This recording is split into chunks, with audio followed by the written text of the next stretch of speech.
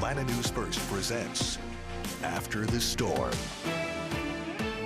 Hurricane Helene hammered the southeast, leaving behind devastating destruction and families and businesses struggling to rebuild. I'm First Alert Chief Meteorologist Jennifer Valdez, and today we're going to take a look back at what made this storm so historic and why the aftermath of Helene will be felt for months, maybe years to come.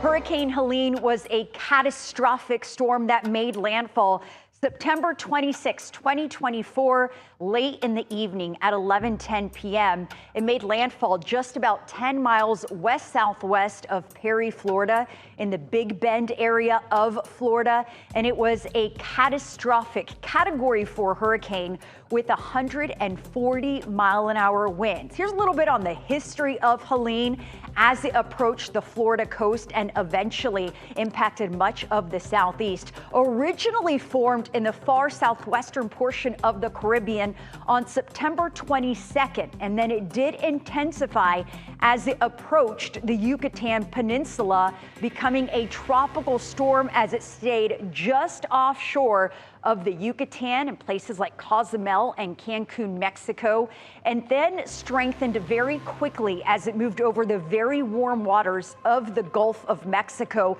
Although Helene was over 100 miles west of the west coast of Florida and the Tampa-St. Pete area, it also had significant impacts across the west coast of Florida with a massive storm surge and torrential damage across coastal communities in western Florida. It then did make landfall as a Category 4 hurricane with 140-mile-an-hour winds just west of Perry, Florida. Because it was moving quickly, it was rather strong as it moved over South Georgia. It was still a Category 2 hurricane as it moved into southern portions of our state, and then it weakened as it moved through North Georgia, eventually becoming a tropical depression right along the Kentucky-Tennessee border, and then eventually weakened as it moved across the Midwest. Hurricane Helene caused extensive damage, not only where it made landfall, but across the entire southeastern U.S. It was the strongest hurricane on record to make landfall in the Big Bend area of Florida, and it was the third hurricane to make landfall in that area just in 13 months. And it was also 3 of the last 5 hurricanes to make landfall in the Big Bend. So obviously the Big Bend area hit very hard over the last year or so, with multiple hurricanes making landfall in that exact same area. One of the biggest impacts beyond the massive flooding we had across not only North Georgia, but western North Carolina and Tennessee was in the form of storm surge. The greatest storm surge was where the storm made landfall near Cedar Key, where we had reports of more than 10 feet of storm surge in that area. Even the Tampa area, again, the storm was over 100 miles west of the Tampa area, but there was quite a historic storm surge there. In fact, the largest storm surge in recent history of 6 to 7.2 feet. And the Naples area, again, very far from where the storm made landfall, had 4 to 5 feet of storm surge. The impacts weren't only in the way of storm surge, of course, the winds, the flooding, all massive impacts from Helene. First Alert meteorologist Cutter Martin was on the coast, very close to Perry, Florida, as Helene made landfall. Along Florida's nature coast, it was the risk of historic storm surge and extreme winds that sent people inland. I'm leaving. Yeah, I'm not staying. Yeah, when they did a mandatory evacuation, I'm leaving. I think this is pretty serious. It was a scene of neighbor helping neighbor as the first few downpours moved in. While Atlanta was being soaked by constant torrential rain, it was a watch-and-wait scenario in Perry, Florida. Mandatory evacuation was in effect. Unsurvivable storm surge was officials' greatest concern. The OEM now saying if you or someone you know chose not to evacuate, please write your name, birthday, and important information on your arm or leg in permanent markers so that you can be identified and family notified. Unsurvivable storm surge. Many Perry residents living on higher ground and away from the risk of storm surge decided to stay. Years of dodging nature's worst and the impact of Hurricane Idalia just a year prior had given people confidence that their properties, their homes, were safe options. It's like a 100-year-old house. It's been through all kinds of stuff, so I think it'll be fine. And if it ain't, then it was planned. Within 2 hours, a summer breeze became a howling wind. Officially, wind gusts peaked at nearly 100 miles per hour near Perry. However, power failures in Perry's rural location may have prevented the strongest winds from being measured. Perry, Florida was in the eye wall, the worst of Helene, for more than an hour. Shortly after 11 p.m., tree limbs, branches, aluminum siding, sheet metal, and anything that could be lofted by 100-mile-per-hour wind gusts was sent flying. Then, calm. We were in the eye. The back half of Helene was much less destructive. Winds gradually diminished, and by sunrise, the sky was clear. Calm and bright morning shed light on damage across coastal Florida. In Taylor County, electricity was out, debris was strewn through Perry. On everyone's mind, how did my friends, family, and loved ones fare? Hurricane Helene pushed more than 10 feet of salt water onto Florida's vulnerable coastline, destroying many ocean-adjacent neighborhoods. Inland, tree damage was staggering. Thousands of trees were downed in Florida alone, only further complicating the return to normalcy.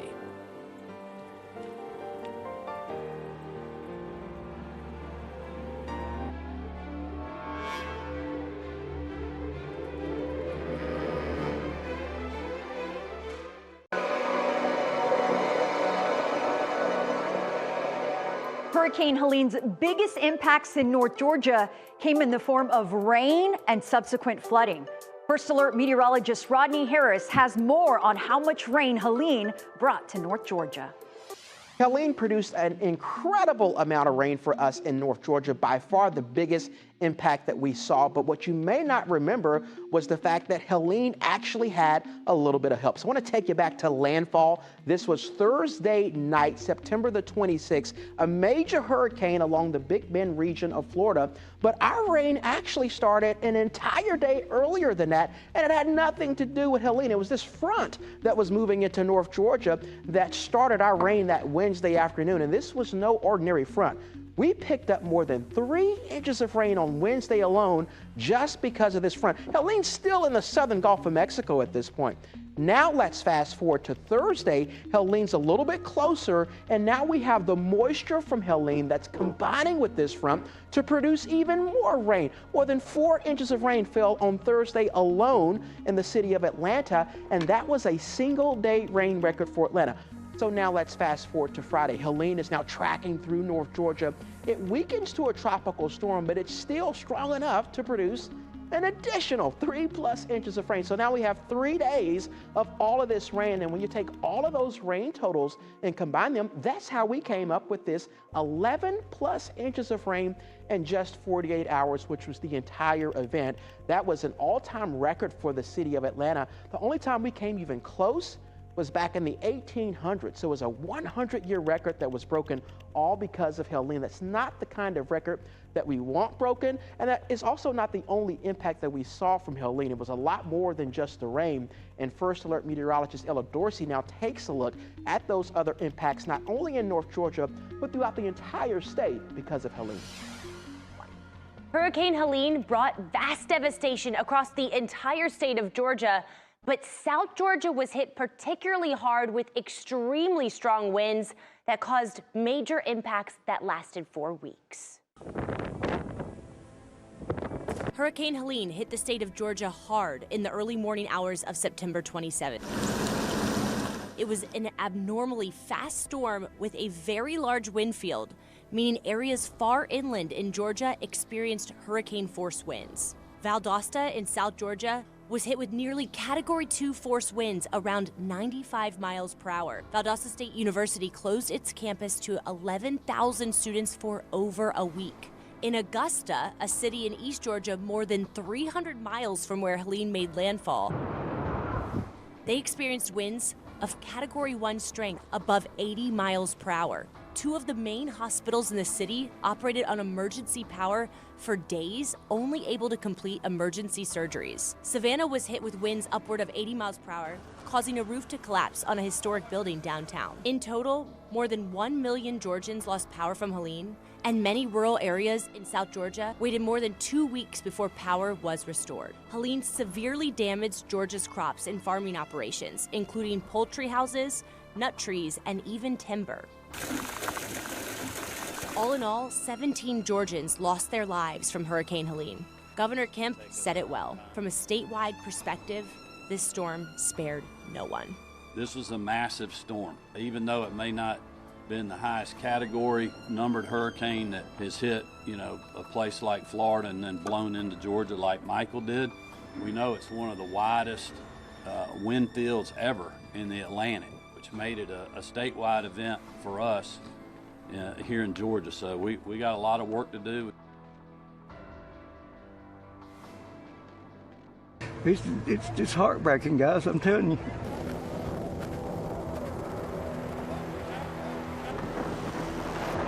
When I saw this, I broke out in tears.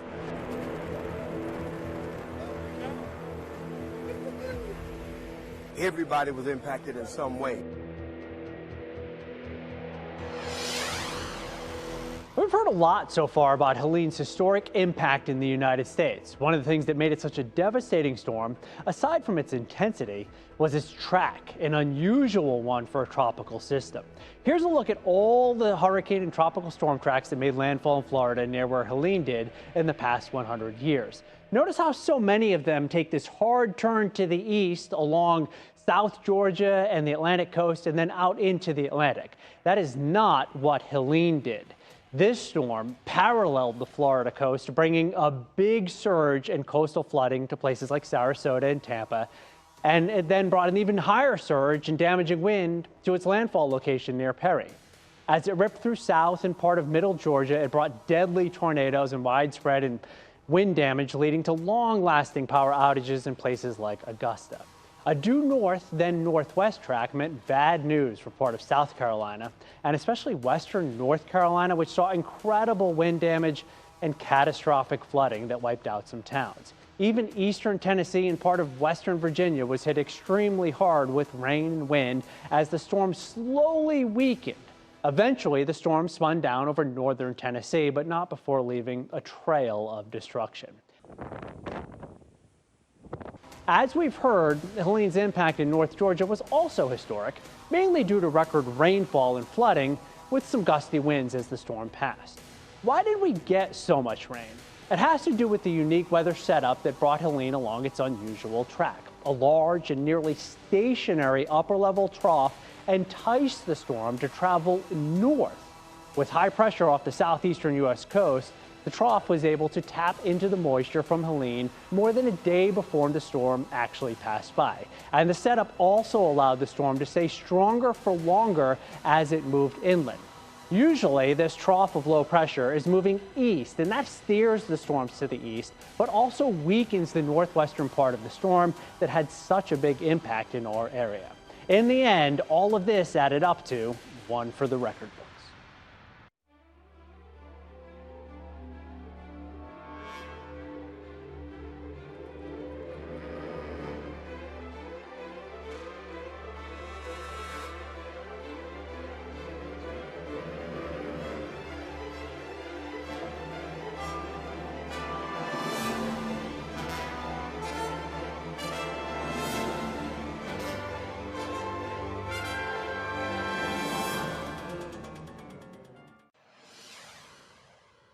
$40 trillion gallons of rainwater fell over the southeast in September, all courtesy of Helene and also its interaction with the boundary that was moving through the area.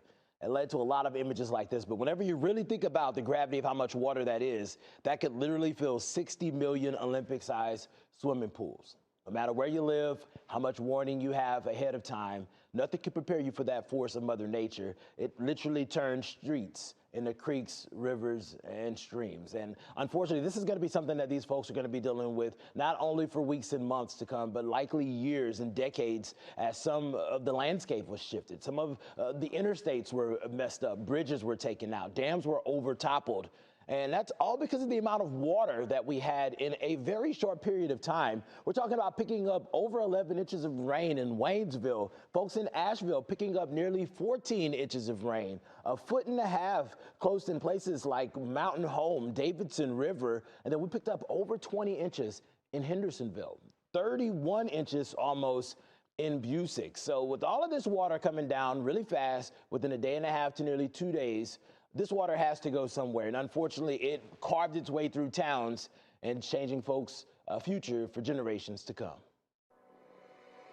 That's my neighbor's house. It's gone. This town is devastated, and we need help. We need food. This video shows just how high the floodwaters reached in Swannanoa, only leaving rooftops visible. Pat Harris has lived in this area for 6 decades. This is devastation. Devastation. It's the worst I've ever seen.